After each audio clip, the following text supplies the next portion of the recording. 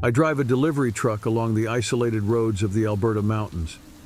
It is a solitary job, but I love the tranquility that night brings. Nowhere else have I seen stars as bright as they shine here.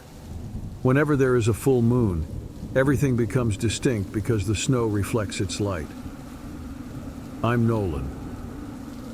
It was a freezing cold night a few weeks back when I drove on a lonely road with tall pine trees all around.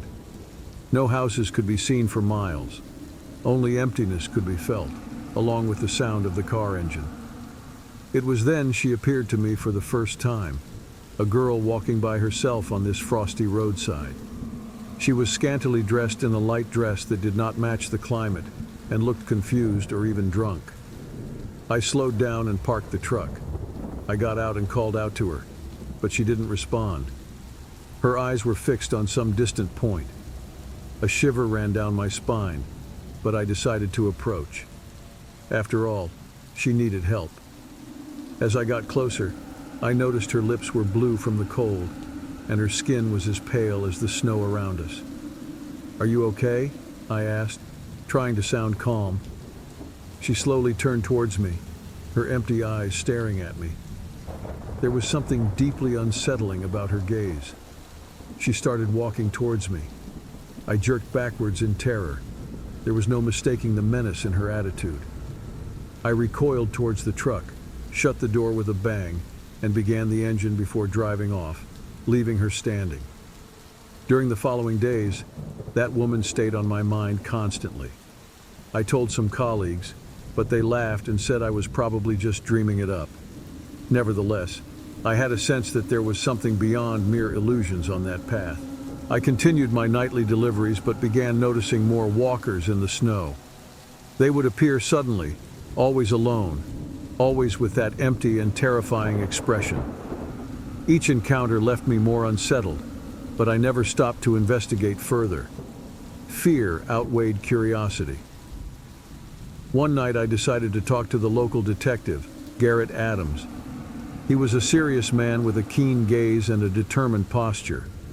I recounted my encounters, and he listened silently, jotting down every detail. When I finished, he told me that others had also reported strange sightings, always on the same roads and always at night. Garrett began investigating the disappearances in the area, and I decided to assist him. I could no longer ignore what was happening. As we were patrolling the roads together in search of a clue that would help us find out the truth, one day we encountered the strangest thing, which I would always remember. We were going down an almost deserted street when Garrett saw a figure at some distance. He was a man, wearing ancient clothes and carrying a sack on his back like a beggar. As soon as we stopped the car, Garrett got out first with his fingers on the holster and ready for anything. I followed, my heart pounding. "Hey, you there," Garrett called out. The man stopped and slowly turned around. His face was pale, his eyes empty like the others. He said nothing, just stood there, staring at us. We approached cautiously, but before we could do anything, he turned and walked towards the forest. Garrett attempted to follow him. However, the man vanished into the forest. Among the snow, we were standing, trying to understand what was going on. Both fear and curiosity were contending for supremacy over me, but I was certain that quitting was not an option. Something extremely wrong was taking place, and we wanted to know whatever it was. During subsequent weeks, more people started walking around, but they only came out late at night in deserted locations. I became even more scared after each of these meetings, and started doubting my own sanity. One night, as we were driving, we saw a light in the distance. We stopped and walked towards the source. As we got closer, we saw a small cabin, dimly lit by an old lantern. We approached cautiously to see what we would find. Inside, we found the door open and strange red symbols drawn on the walls. An impromptu altar with burning candles and strange items strewn about suggested recent activity in the room's center. On a single page, there was an open book displaying illustrations of what appeared to be a ritual. As we examined the cabin, we heard a sound outside, We hurried to check it out and found a crowd of all standing in the snow, observing us. The faint light illuminated their vacant eyes, and the feeling of danger was overpowering.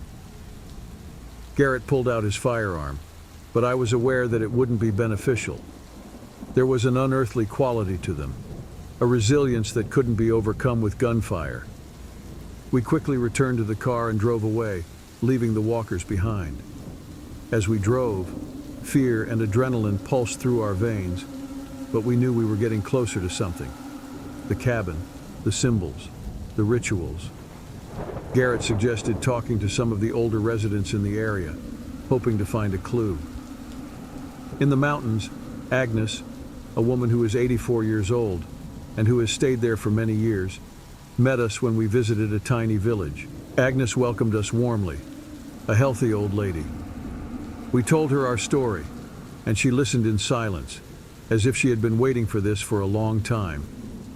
When we finished, she told us about ancient stories of the region, stories of spirits and rituals that had been performed in the mountains since ancient times. According to Agnes, the walkers were lost souls, trapped between the world of the living and the dead like spiritual zombies. They were drawn to the road for some reason, perhaps the very rituals we had seen in the cabin. She warned us to be cautious, as these spirits could be dangerous and unpredictable. We returned to the road, more determined than ever to uncover the truth. We continued patrolling the nights, always on alert, always prepared for the worst. Each night brought new encounters, new mysteries. One night, as we were driving down a somewhat remote road, we saw something that frightened us.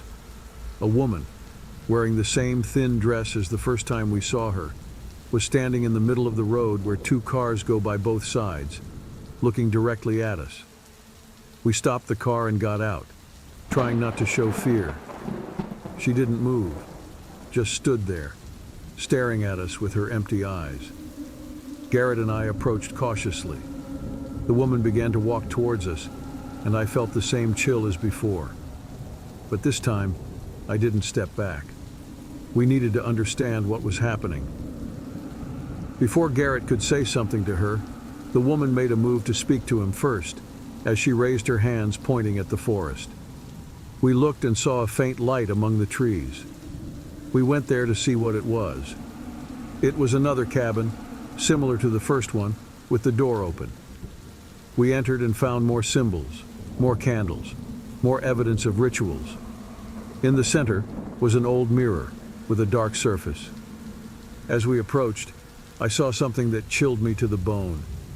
In the reflection of the mirror, I saw the walkers, all standing behind us. Garrett and I ran out of the cabin, but the walkers weren't outside. We returned to the car, speechless. In the wake of that evening, the frequency and creepiness of the appearances rose. They appeared in places where no one had ever seen them before. We carried on investigating with Garrett, but somehow it seemed like we were being drawn into nothingness increasingly. That night, it was raining heavily when we suddenly saw someone on a winding highway. This time it was a male silhouette, though not by himself. There were numerous walkers scattered throughout the landscape, standing by his side and staring straight towards our car, so close that one could almost feel their icy breaths. We stopped the car and got out, knowing we couldn't run away this time. The man approached slowly, and we realized he was carrying something in his hands. When he got closer, we saw it was an old book, similar to the one we had found in the cabins. He handed the book to us, and Garrett took it carefully. Then the man began to speak, his voice low and hoarse. He told us about an ancient cult that had performed rituals in the mountains long ago. The rituals were intended to summon spirits to bring power to their members, but the spirits they summoned became trapped between worlds, unable to find peace. The walkers we saw were these lost souls drawn by rituals, and the book he gave us contained the rituals that could try to free them. Even if we were skeptical, we had to do something. Garrett and I spent days studying the book, trying to understand the rituals and symbols. Finally, one night, we decided to perform the ritual. We went to the cabin where it all began and prepared the altar. We lit the candles and began to speak the words, following the book's instructions. A sense of fear took hold of us, but we pressed on. When we finished reciting the words, silence fell. We stood there, waiting, unsure of what would happen. Suddenly, a cold wind swept through the cabin, and the walkers began to appear around us. They stood there, watching. Suddenly, the walkers began to disappear, one by one, as if they changed the dimension of reality. When the last one disappeared, we felt an indescribable peace. We knew we had done the right thing, believing more than ever in life after death and in God. We returned to the car, relieved. Since that night, we never saw the walkers again. The roads of the mountains returned to being silent and peaceful, and the sense of danger disappeared. Garrett and I continued our lives, but we never forgot what happened. We knew that somehow we had helped those lost souls find peace. After that, the mountains of Alberta became a quieter place. And for the few who know the truth, we continued our lives, knowing that we made a difference. Even if we can never forget what we saw, and even if no one believes us, the important thing is that we managed to free those spirits. Please like and subscribe if you are enjoying. Now we continue. I never put much focus on things having to do with paranormal creatures. However, this changed last summer when Rachel threw a farewell party. She is a college friend who has moved away, and her farewell party was in July. She may have always had a gothic style, but actually she was a lovely person at heart, and one of my best friends. Her grandmother had just died, leaving her at the age of 23 years old, an old Victorian house situated in Salem, Massachusetts. The party was meant to be one of the final occasions for us to meet before Rachel's departure. We got to the house in the evening, but there was something weird about it. The house was huge, with narrow hallways and creaking stairs. Those walls seemed to hide ancient secrets. We entered and realized the party was intimate, with only a small group of close friends. After a few hours, I needed to use the bathroom. Rachel, busy talking to other guests, pointed me upstairs. The old woman sitting on a bed greeted me in the first room when I opened the door with wooden floor creaking. Her weird smile that appeared forced was at odds with her eyes that were completely empty, making her face look strange. As she returned my greetings, I began feeling cold inside. After uttering sorry, I immediately exited the room and left with haste. When we returned in the party, I told Rachel about the lady in the room. All of a sudden, she turned pale and requested me to come to one corner. My grandmother passed away months ago, she said, her voice low, almost whispering. Immediately, I felt a cold shiver down my spine. Rachel started seeing strange things in her house after her granny succumbed to death. Rachel explained that the figure I saw wasn't just a regular ghost. It was something much older and sinister, a presence that had inhabited the house for generations. Something that took human-like forms to deceive and manipulate the living. Never trust those apparitions, she said, her voice filled with seriousness. They feed on our emotional energy. The night that started off happy and fun ended like a horror movie. We decided to stay together in the same room for the rest of the night. No one wanted to walk alone through the house anymore. Tension grew as time passed. Different sounds were heard in the upper area of the building where somebody seems to walk, tilting his head and changing his pace. None of us dared to check. At one point, one of our friends, Lisa, decided to use the bathroom. Despite our protests, she went upstairs alone. Minutes later, we heard a scream that made our blood run cold. We rushed to the second floor and found Lisa in the hallway, pale and trembling. "She's there," Lisa said, almost voiceless. The woman, she looked at me. She smiled. We all returned to the living room, locking the doors behind us. The atmosphere was heavy. Fear was palpable. Rachel shared more about the house's history, how her grandmother always said there was something wrong there, something that couldn't be seen by normal eyes. She mentioned stories of old residents who had disappeared without a trace. Looking out the window, I saw that the night was dark, moonless. Time seemed to drag on, and every sound was amplified by the house's silence. At one point, Rachel suggested we try to leave, but when we approached the front door, it wouldn't open. It was locked, and none of us had the key. It felt like the house was keeping us there, trapped in a sinister trap. While we were in the living room, we heard a noise of something dragging in the second-floor hallway. None of us had the courage to go see what it was. We stayed silent, hearts pounding. The noise got closer, and suddenly it stopped. We looked at each other, fear written on our faces. Rachel, trying to stay calm, suggested we try to distract ourselves until dawn. We turned on the TV, but the signal was bad, the screen hissing with static. Everything was calm, and it seemed like dawn would never break. The waiting became easier once we could see sunlight coming through the windows, although we were afraid.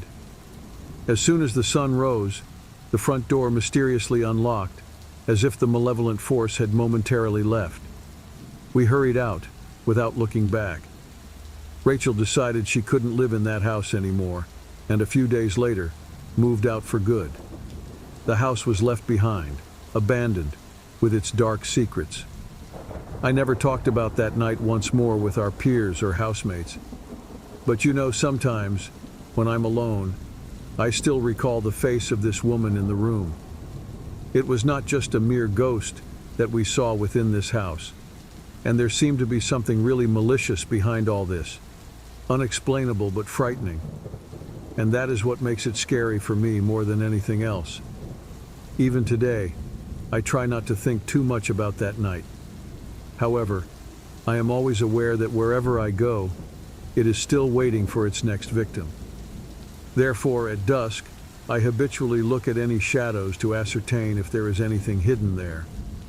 I have come to understand that certain aspects of life are not mere fairy tales told to scare kids. In reality, they are closer than we think.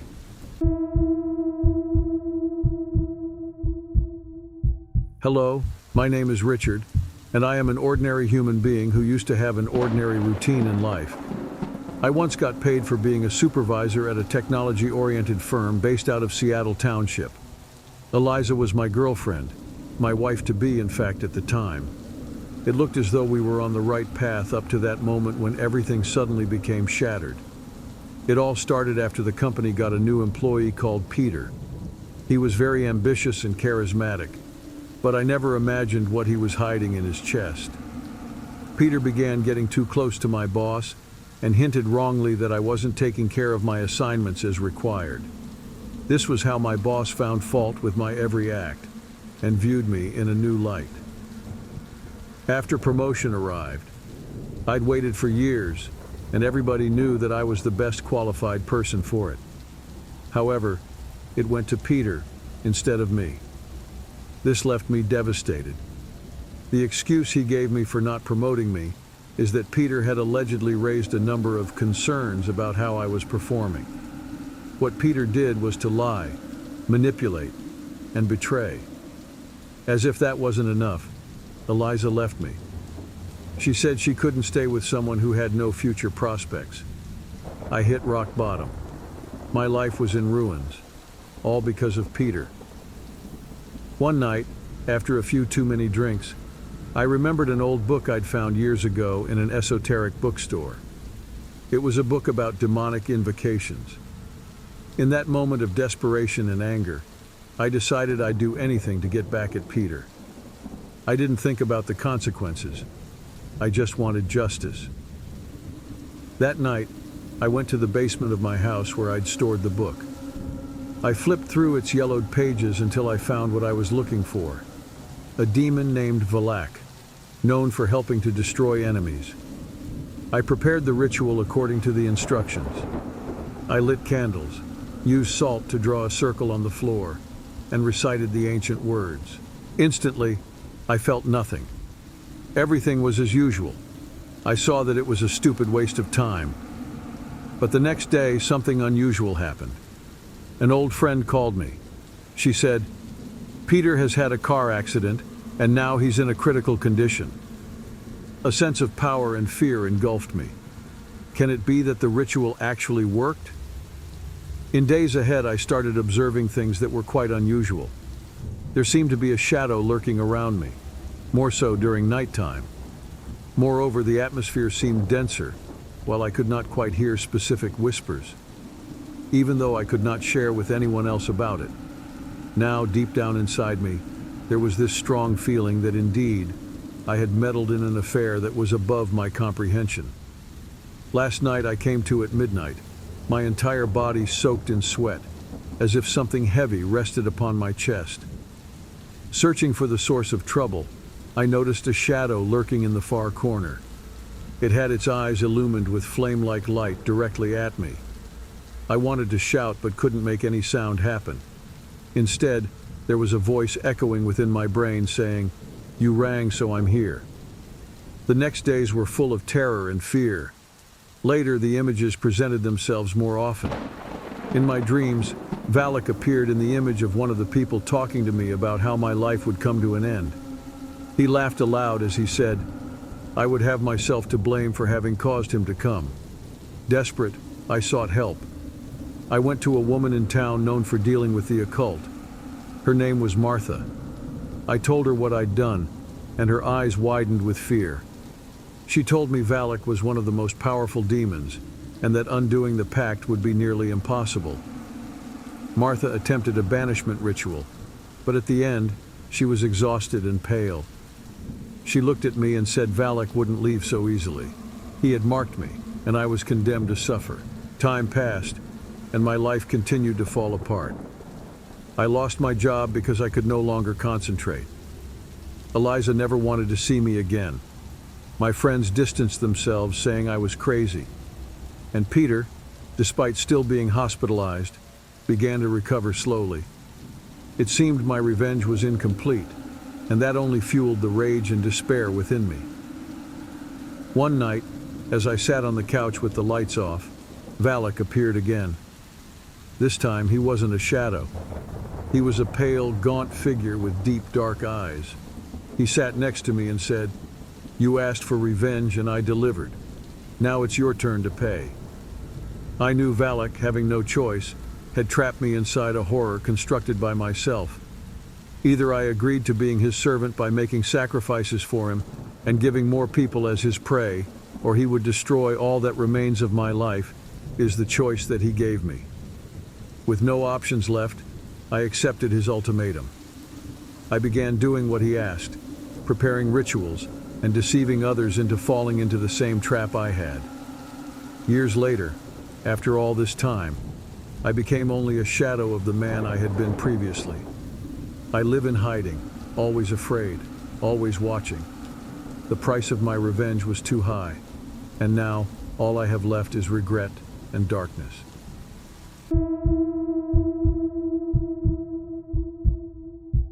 My name is Lydia, and I want to tell a story that happened 6 years ago. I am still an art and history major, so even now this occurrence sends chills down my spine. While in Nova Scotia at university, I hung out with my friend Harper most of the time. Harper had a loud voice and a lively character that could be heard from a mile away. She hailed from Louisiana. It was perhaps for this reason that we immediately became close friends, despite our different native backgrounds. Harper lived in a small apartment at the end of a steep dead-end street. Across the wall, there was a forest that connected to a park. Her apartment was decorated with many spiritual objects: an altar for Saint Bridget, herbs hanging behind the door, a large rose quartz crystal. I found all of this curious but didn't take it seriously.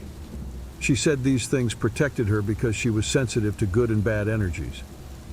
We went to watch a horror film at the cinema with some friends on that Sunday evening. I found myself glued to my seat throughout because of how scary it was, while Harper seemed unaffected by almost everything happening on screen. Midnight drew near, the movie ended, and of course I went to her house as usual since it was getting dark outside. We were both exhausted by the time we lay down. However, At about 3 a.m., everything became quiet. Despite this, the silence didn't stir me up. Nevertheless, I awoke fully aware, unlike times when something typically wakes you. As I looked at the microwave timer, it displayed exactly 3, sending a sudden shiver down my spine, which I told myself was due to the horror movie I had just watched. But in my mind were forming some eerie visions I didn't want to see, pictures of violence and blood. Then I opened my eyes to shake off these hallucinations, only to hear someone's footsteps. They were heavy footsteps, coming down the steep street. The neighbor's dog started barking furiously, and the footsteps got faster until they passed in front of the apartment and went to the end of the street.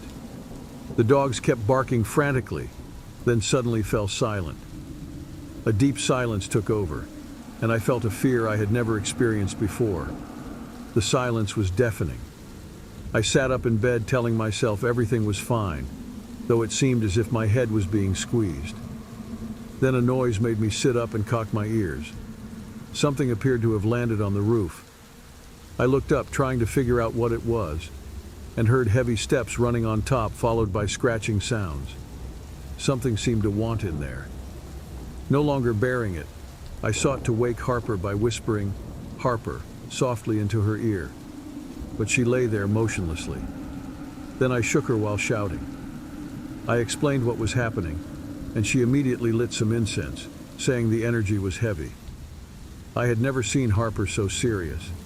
She looked genuinely scared, which only increased my fear. I tried to pray but could only remember the first few words. The scratching on the roof continued, and I knew it wasn't a cat.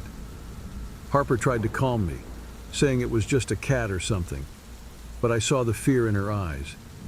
She urgently searched her things, pulled out a box of incense, and lit one immediately. The smoke rose straight, without swirling, as if the air was tense. I tried to pray, but could only repeat the same words in my mind.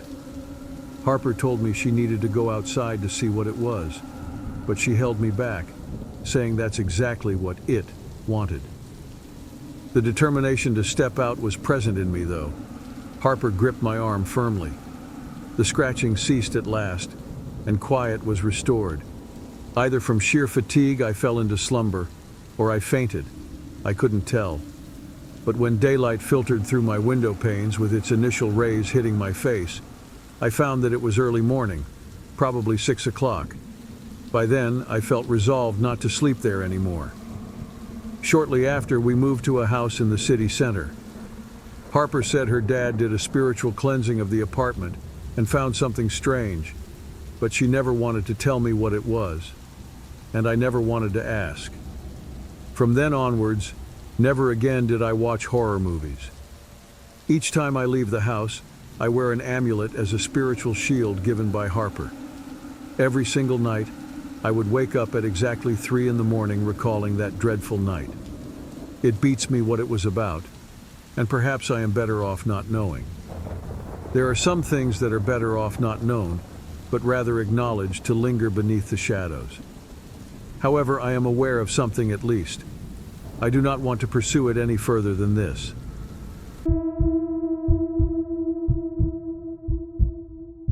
It was in 2015 that I was given a job as a night watchman at Whitebrook Cemetery, Nova Scotia, by my Uncle Harold, where he had been working as a caretaker for a long time.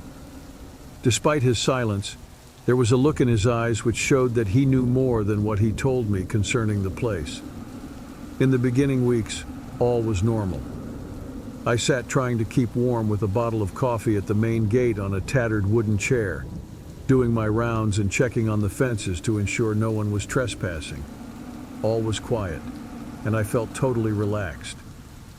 I was inside when I experienced a weird incident last night. I tried to keep myself up on my seat only to detect a sound from far.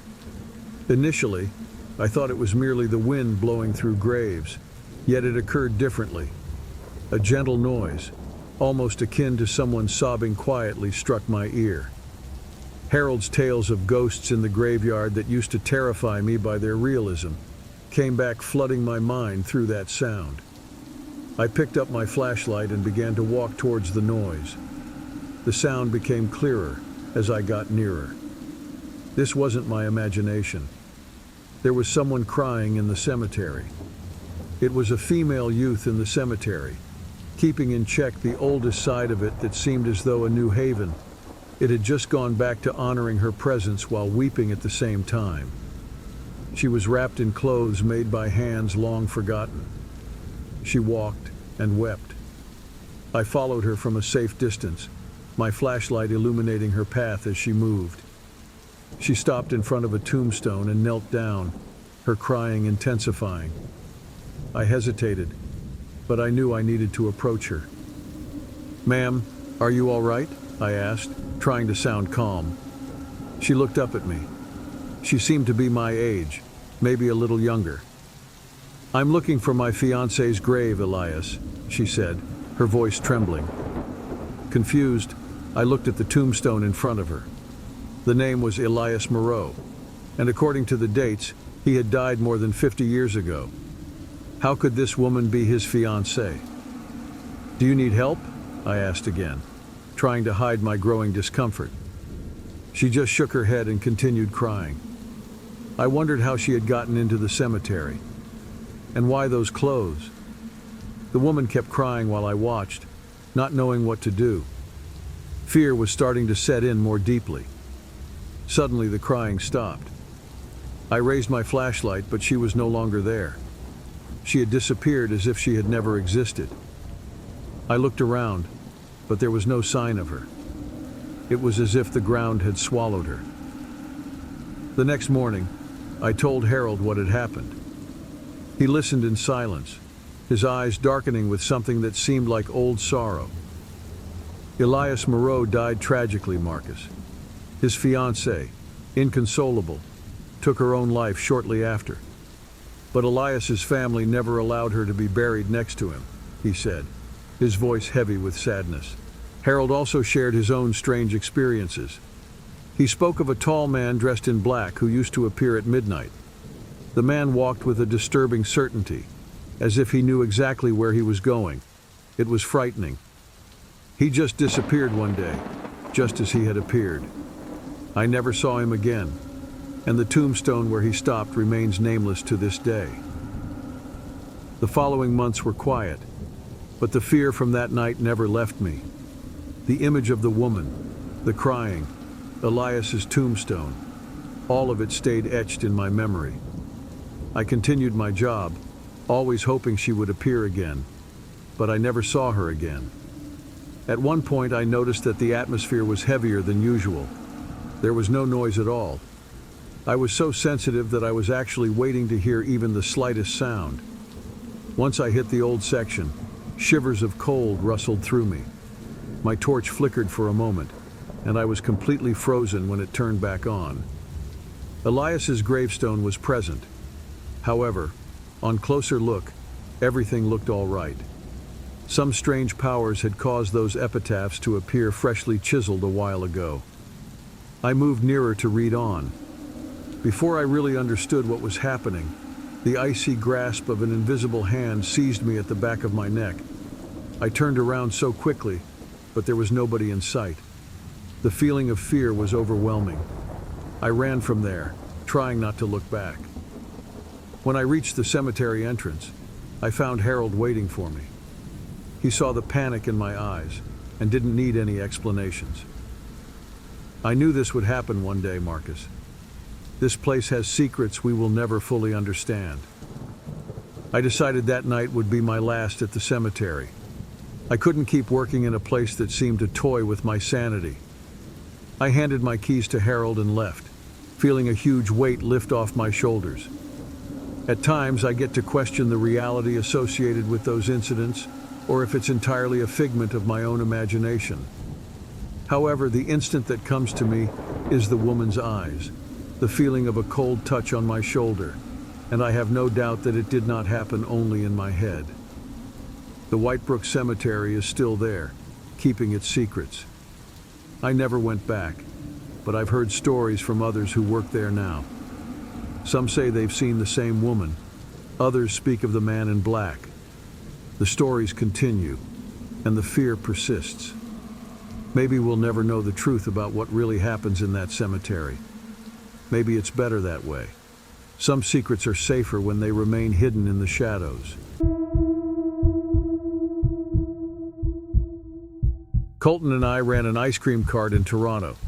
It was his idea, and over the years, the business grew. We loved setting up in Queen's Park, especially during summer events when the city buzzed with people enjoying the warm weather. One night, everything changed. The time was almost midnight, and there were hardly any folks at the park.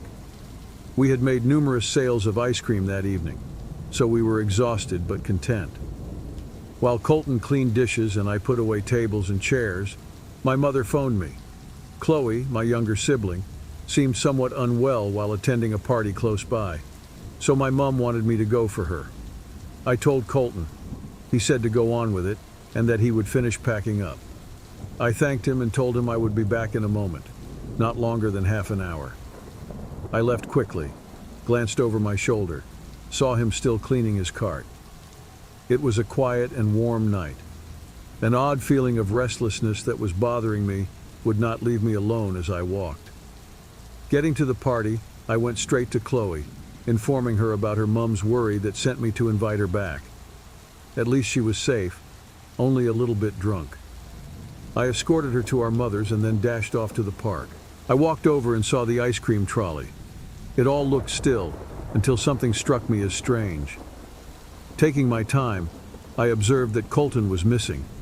So I shouted at the top of my voice, "Colton!" Yet still Colton did not reply, making me alarmed.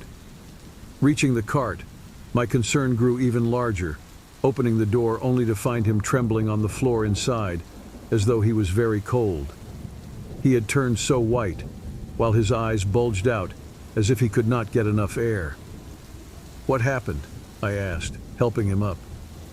He began to recount what had occurred. While I was away, he heard a strange sound, like something falling on the roof of the cart. At first he ignored it, but the noise persisted. He stepped outside to investigate but found nothing. He returned to work, but the sounds continued. It seemed like small stones were being thrown at the cart repeatedly. Then the knocking started on the side of the cart. Colton was frightened and called me. I answered and told him I was on my way, but he didn't mention what was happening. Minutes later, Colton heard knocking on the main door of the cart. A familiar voice called his name. "It's me, Nathaniel. Open the door." But when he opened it, no one was there. Colton was terrified. He sat on the floor, trembling, while the knocking sounds increased around the cart. He tried to call me again, and I said I'd be there in 5 minutes. Colton, speechless, listened as the knocking sounds grew louder around the cart. Finally, I arrived. Seeing Colton's state, I ran to him, still on the phone. Together we began to investigate the surroundings, but found no one, just a few small stones scattered on the ground. Scared and confused, we decided to close the cart and go home. On the way back, Colton kept recounting what had happened, repeatedly, trying to find a logical explanation. I was equally puzzled, as I had also heard something strange over the phone. The sense of fear and unease stayed with us, and the silence of the night felt heavy. We got to my house and sat in the living room, still nervous. "Are you sure you heard my voice?" I asked Colton. He nodded, his eyes still wide with fear. "It was you, Nathaniel. I'm sure." Those words chilled me. How could it be me if I wasn't there? We tried to think of a rational explanation. Maybe someone was playing a prank on us. But who would do that? And why? And how did they imitate my voice so perfectly? Nothing made sense. In the following days, we avoided the park. The ice cream cart stayed stored away, and the idea of returning there made us anxious. Colton started having nightmares, and so did I. We dreamed of the sound of falling stones and incessant knocking, the familiar voice calling our names, the feeling of being watched, even when we were alone. We decided to dig deeper. We asked local residents and park goers if anyone knew of anything strange happening there. Some people spoke of old stories, of inexplicable events in the park at night, but nothing concrete. It seemed the park had its own dark history, but no one knew exactly what was happening. One night, we decided to return to the park, this time prepared. We brought flashlights and a recorder. We aimed to demonstrate to ourselves that we were not insane. We reached the park and positioned the cart in the identical location. The silence was almost palpable, and the darkness seemed thicker. We started working, trying to act normal, but the tension was in the air. Colton nervously looked around, and I felt my heart beating faster. Then it started again, the sound of stones falling on the roof of the cart. Colton looked at me, and I knew he was hearing the same thing. We stepped out of the cart with our flashlights, illuminating the roof and surroundings. There was nothing. We went back inside, and the sounds continued. Knocking on the walls, followed by knocking on the main door. The familiar voice calling my name. "Nathaniel, it's me. Open the door." Colton was pale, but this time we decided to face it. We opened the door all at once, flashlights in hand. Nothing. The park was empty. We started walking around the cart, looking for anything. Then we saw something that made us stop. There were small handprints on the side of the cart, as if someone had pressed their hands against it. The prints were clear, but there was no one around. We went back inside, locked the door, and sat, shaking. The sounds didn't stop. The knocking grew louder, and the voice more insistent. It was as if we were surrounded by something invisible. Finally, the voice stopped, and the sound ceased. We sat in silence, waiting. Nothing else happened that night. We decided to go home, but the feeling of fear and unease didn't leave us. Whatever it was seemed to have left us alone, at least for now. In the days that followed, we avoided talking about what happened. But we knew something was wrong. Something in the park, or maybe with the ice cream cart itself. We couldn't work in the park anymore, and eventually, we decided to sell the cart. No one seemed interested in buying it, and we ended up abandoning it. Those summer nights in Toronto were never the same for us. Colton and I remained friends, but something changed. There was a shadow between us, a memory of that inexplicable terror. To this day, we avoid talking about it, but sometimes, on quiet nights, I still hear the sound of falling stones and wonder what really happened in Queen's Park.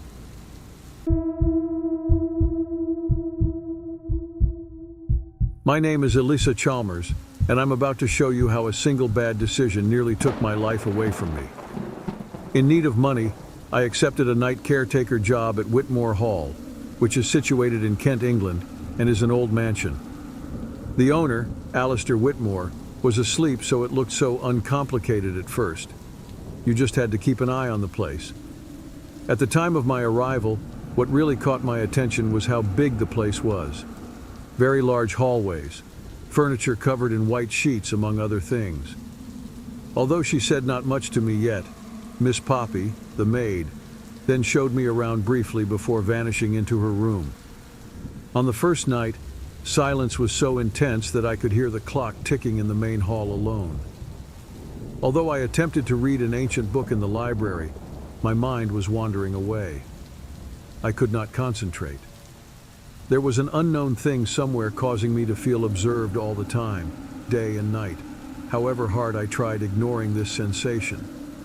Consequently, when my cell phone rang sharply, I was startled and jumped from my seat, losing control over my emotions. Thus, the only response was to run towards it. Nonetheless, nobody responded on the line.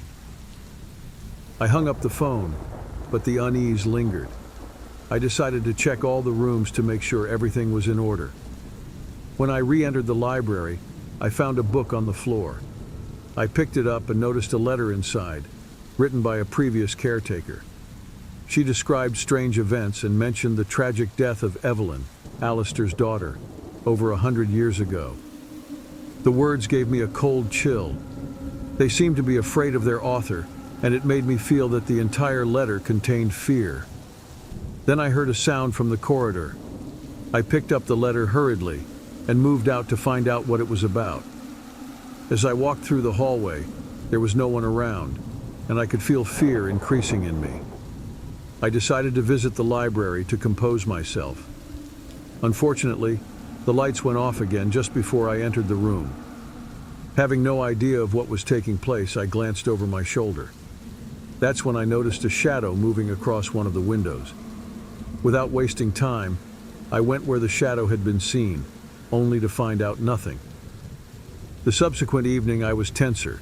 Each sound made me more vigilant. Just after 3 a.m., the telephone sounded once more. This time round, somebody murmured my name into my ears from the other line. My heart palpitated. Hardly had I a spare minute, but I dashed to the library only to discover that the receiver was resting from its duty on one side of the table next to some books.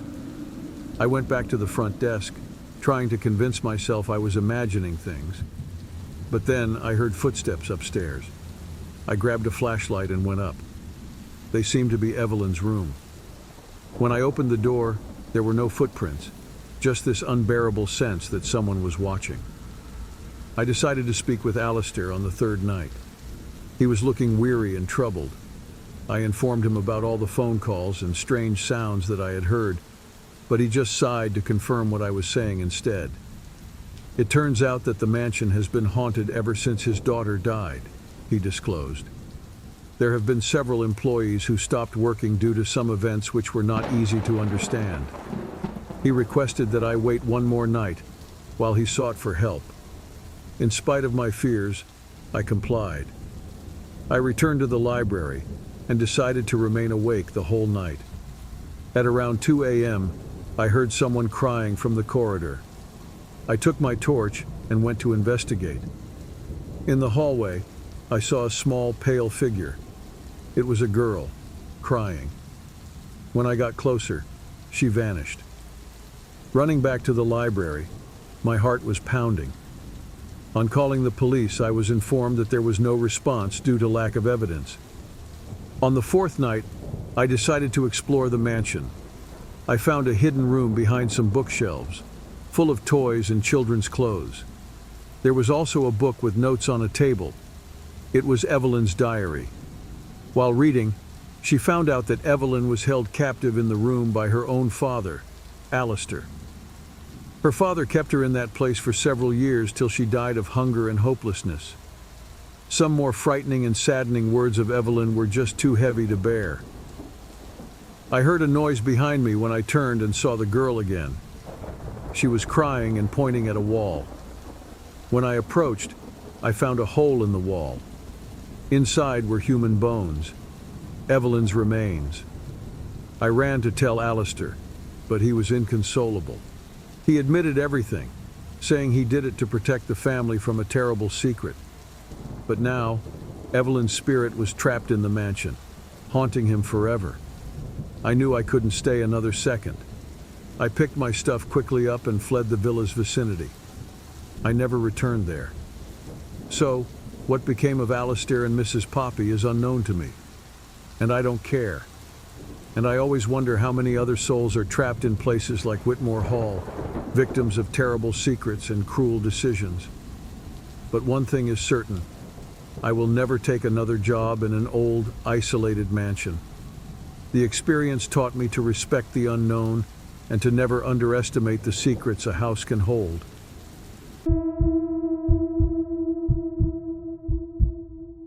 I vividly recall 1990 in Oakwood Falls.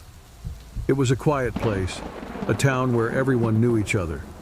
Tommy, Jenny, Adam, and I were always together then, exploring trails and meadows every day when we were 11 years old, full of adventurous spirit. One fine spring morning, as we walked a less traveled path, we stumbled upon an old car heavily covered in vegetation.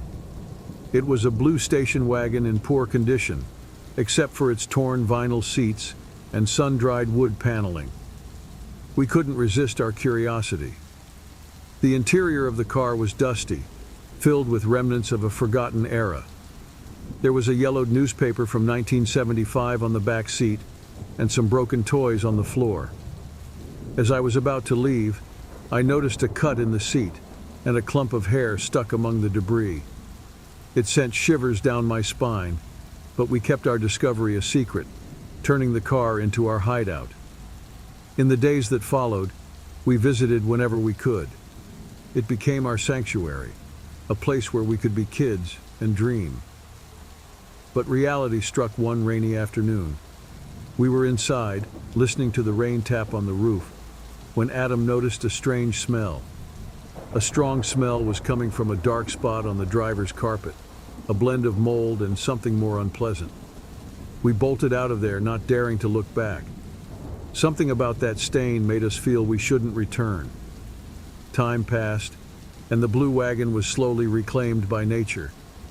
Life moved on, but something had changed within us. We carried a secret that haunted us. Years later, the police finally investigated the car.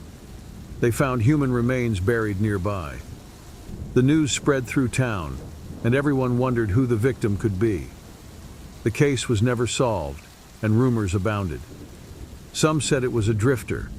Others spoke of a resident missing for decades. Tommy, Jenny, Adam, and I were forever changed. Those findings caused permanent wounds that would never recover. It seemed like a sinister and malicious presence had infiltrated our existence. Sitting by myself in a dimly lit room that night, only accompanied by a gentle breeze, I attempted to rest. Yet the recollection of that rainy day prevented me from falling asleep. The scent was overwhelming, the carpet incredibly stained. It was memorable. I decided to take a walk outside. The quiet streets of Oakwood Falls echoed with the sound of my footsteps on wet sidewalks. Without realizing it, I found myself back on that path. I stopped at the blue station wagon, now almost entirely overgrown with shrubs. The car seemed like a grave, a monument to our hidden secret. Looking inside, I saw it was just as we had left it. The yellowed newspaper, the broken and forgotten toys, all still there. But there was a change. The stain now appeared larger and blacker. Its smell was stronger than before. I felt suddenly nauseous and stepped back. A noise came from inside, almost imperceptible. I was scared and wanted to leave, but curiosity held me in place. I strained to listen, trying to make out what had caused the sound. The sudden cessation of noise resulted in complete silence. However, there was another element that was unknown to me. That's the limit. I can't handle this any longer. As I tried to leave, my ankle was grabbed by a chilly hand. I glanced downwards but found no sight. I was overcome with fear, so I quickly sprinted back home. The following day, I attempted to reassure myself that it was simply a product of my mind. The anxiety was genuine, just as noticeable as the mark on the rug. Despite my avoidance, the car and its hidden secret still consume me. At times, I ponder the true events that occurred. Who was the person that was harmed? What was the reason for leaving the car abandoned in that location? However, maybe it's best to leave certain things in history. The enigma stays unexplained, and that might be the way it should remain. In the end, certain secrets should not be revealed due to their potential danger. And so we live, burdened by that day. Tommy, Jenny, Adam, and I went our separate ways, but something in us was broken, something that could never be repaired. As for me, well, I still wake up at night, haunted by the touch of that cold hand on my ankle, a reminder that some discoveries come at too high a price. I was 16 when my parents decided to relocate us to Nova Scotia. We were escaping the increasing crime in Toronto in search of tranquility. They opted for a quiet rural town, Brackhurst, with around 5,000 residents surrounded by forests. Upon arrival, it became clear that blending in would be tough. The school was tiny, and it appeared that everyone was already acquainted with each other. On the initial day, the teacher had me present myself to the class. I turned red with anxiety and almost fainted. No one seemed interested in talking to me, making the situation worse. It wasn't until the second week that Ethan Dawes started approaching me.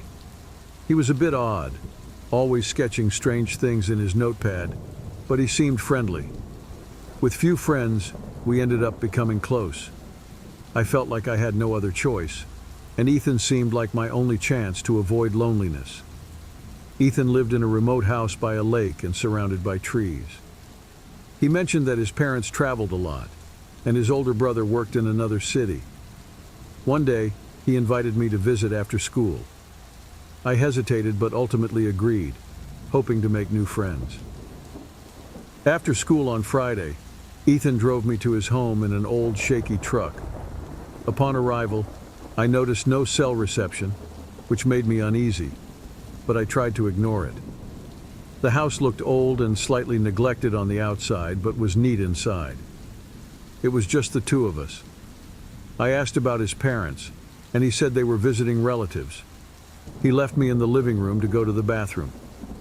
Taking the opportunity, I peeked around and found a diary in a drawer. What I read inside about his brother's accident left me unsettled. When Ethan returned, I tried to hide my nerves, but I decided it was best to leave. I asked him to take me back, and though he got angry, I remained calm. I faked a text from my mom, saying I had to go home, and he reluctantly agreed, his expression of anger bothering me. I hurriedly left his house, feeling his eyes on me as I made my way back to town. Nearly an hour later, I finally got cell service and called my mother. She picked me up, asking repeatedly about what happened, but I stayed silent. I was just relieved to have escaped from there. The week that followed, Ethan was absent from school. Rumors began to spread. He was rumored to have been arrested, but the reason remained unknown to everyone. Some mentioned drugs, while others discussed a more malevolent possibility. The truth was revealed during the police investigation at his house. It was revealed that his brother had been deceased for several weeks, concealed indoors. Ethan got arrested, and I never laid eyes on him again. The incident made an impression. I reflect on how I narrowly avoided harm, and am grateful for it. To this day, I still recall that day with a shiver. I have kept the real story to myself, and I still feel the lingering presence of being observed. Life in Brackhurst was forever changed, and the enigma of the events in that house still haunts me. To this day, years later, I remember every aspect of that day. The sensation of being confined in that house, the anxiety increasing as I anticipated an opportunity to flee. There was something beyond strange about Ethan. He was deeply unsettling. The community was surprised by the revelation, causing a lot of individuals to steer clear of the Dawes residence. The rumors continued unabated. People discussed voices heard in the night and unusual lights seen in the windows. A group of young locals, seeking excitement, attempted to enter the residence but left visibly frightened, declining to disclose what they witnessed. The Dawes residence turned into a mythical tale, a location where malevolent forces remain present. I never returned to that place. Merely contemplating about cruising along that street makes my chest feel constricted. The memory remains vivid.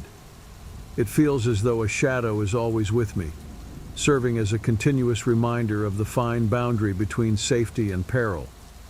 Some things are best kept underground, and the best mindset for those still living would have the ignorance of unfinished business, of potential danger yet to come that is averted. While he sometimes thinks about Ethan, he sometimes wonders what made Ethan do it. This thought always crosses my mind. Are there such things as accidents, or everything happens for a reason? These questions remain unanswered, which may actually be a good thing. Life continued in Brackhurst, but things never felt the same for me. I gained new friends, completed my education, yet the sensation of constantly teetering on the brink of despair remains. The world is a frightening place, and I discovered that through difficult experiences. Currently, I am in the process of writing this story in an attempt to rid myself of the ghosts that continue to disturb me. Perhaps by expressing everything verbally, I will ultimately achieve tranquility. As I pen my words, I sense Ethan's gaze upon me, emanating from a shadowy, faraway location. That, above all else, is what prevents me from sleeping. Navigating the empty highways of Western Australia at twilight felt almost like a dream. The headlights pierced the unending darkness, occasionally showing bits of the immense dry terrain. I was heading towards Silver Creek, a tiny town famous for its seclusion and the mysterious road tales that encompassed it. I saw the rusted sign for the Silver Creek Motel after the sun had fully gone down. The dilapidated exterior, layered with neglect over time, exuded an atmosphere of abandonment. In spite of a negative intuition, I was driven by fatigue from long hours behind the wheel into the dimly illuminated reception area. Mary, who works as the receptionist, welcomed me with a warm smile. "You're the sole guest this evening," she mentioned, passing me the lone room on the second floor. She guaranteed me that despite the rundown look of the building, it was the most peaceful and secure room. I hesitated to ascend the old staircase because every step creaked. But when I finally entered the room, I was immediately hit by a strong smell of mold, coupled with something totally unexplainable in the air. Having placed my bag on the floor and then fallen onto the bed, I appreciated the opportunity to unwind. But it was not a long time following when a low murmur started emanating from the next chamber. The sounds were cheerful and full of life, as if people were celebrating within there. I was surprised because besides mine, there were no other cars at all in that car park. Initially, I attempted to disregard the noises, believing them to be a result of the fatigue I had accumulated during the journey. Nevertheless, the sounds became more amplified, as though moving nearer, penetrating the flimsy partitions of the aged lodging. Mumbled words drifted from the room's edges, causing a nervous tension that quickened my heartbeat. Feeling anxious, I approached Mary at the reception and expressed my worries.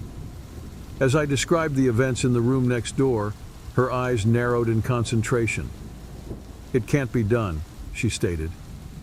She told me I was the sole guest that evening, and all the corridors were fitted with security cameras to prevent any incidents. Feeling uncomfortable and unsettled, I went back to the room. The voices persisted, whispering words that were impossible to understand and appeared to reverberate around the walls. Each sound heightened my awareness, intensifying the sense that something was amiss in that secluded location. At the break of dawn, the voices suddenly ceased. The eerie quietness that ensued was only broken by the faint noise of the wind passing through the partially opened windows in the room. With a blend of curiosity and increasing dread, I pushed open the door and entered the deserted hallway. Downstairs, Mary was sweeping with an anxious expression she couldn't conceal. "They have left," I whispered, attempting to reassure myself more than her. Mary looked me in the eye with a serious expression. "There is a problem with this location," she remarked, her voice filled with a deep sadness that appeared to resonate across time. She informed me of a horrific crime from years past, in which students were ruthlessly killed due to an outstanding gambling debt. Ever since that time, the spirits appeared to have made the motel's shadowy corners their dwelling place, unsettling anyone who braved spending the night there. I felt a shiver run down my back from those words. Glancing around, I sensed unseen gazes fixed on me from the dark corners of the corridors. I chose to depart right away, but before I could, Mary gave me an old newspaper featuring the crime news, emphasizing a dark picture of the motel from that tragic morning. Police and paramedics were present, encircling the area as if confining a great malevolence. As I left the place, I couldn't rid myself of the feeling of a chilling and unwavering force attached to me, something invisible yet undeniably present. Contemplating my past experiences, I understood that certain narratives never truly conclude and instead linger with the living, like a shadow in the rearview mirror that remains unfading. Thanks for watching until the end. Subscribe and like so you don't miss any videos.